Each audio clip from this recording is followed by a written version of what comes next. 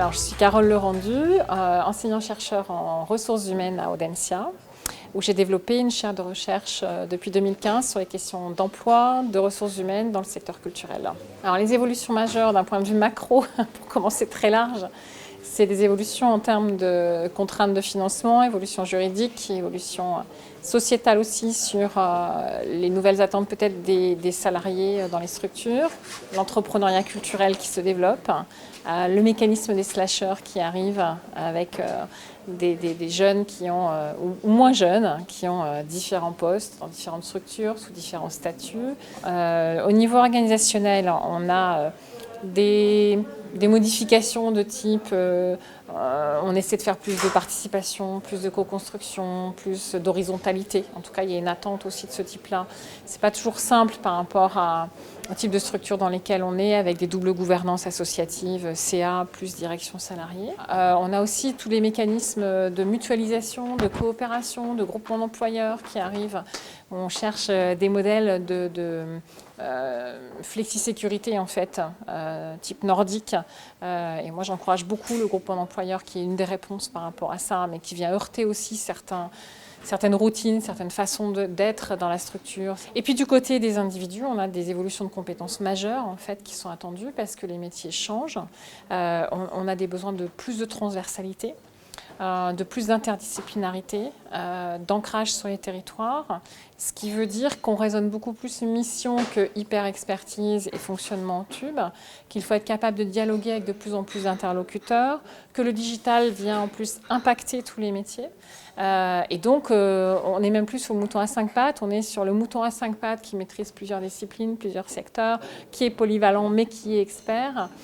Et qui en plus va être capable de maîtriser sa navigation professionnelle, puisqu'elle se fait en interstructure, et donc capable de réflexivité.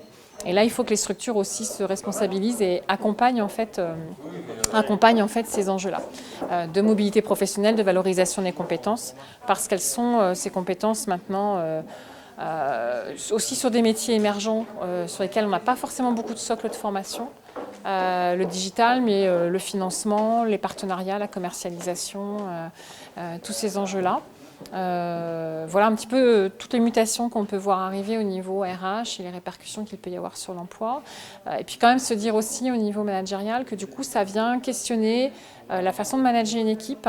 Quand on a des gens qui sont sous des statuts différents, bon ça c'était le cas avec les bénévoles, les différents statuts plus ou moins précaires, mais maintenant on a aussi des gens qui viennent un petit peu en mode plus temporel, mais pas subi, choisi, en ayant plusieurs activités à côté. Comment je les engage sur le projet, pour quelle temporalité. Ça, c'est des vrais défis managériaux, parce que si on sait faire, c'est des gens qui vont être d'autant plus engagés en fait, sur l'activité. Voilà ce que je peux lire en ce moment des grandes évolutions qui arrivent. Alors, une grande révolution managériale, ça serait génial, qui consisterait à faire monter en compétence effectivement les équipes qui n'ont pas forcément été armées pour ça au départ, à l'ensemble de ces défis-là. Parce qu'on le voit, on est maintenant beaucoup plus en accompagnement qu'en hyper-expertise de quelque chose sur un poste de management.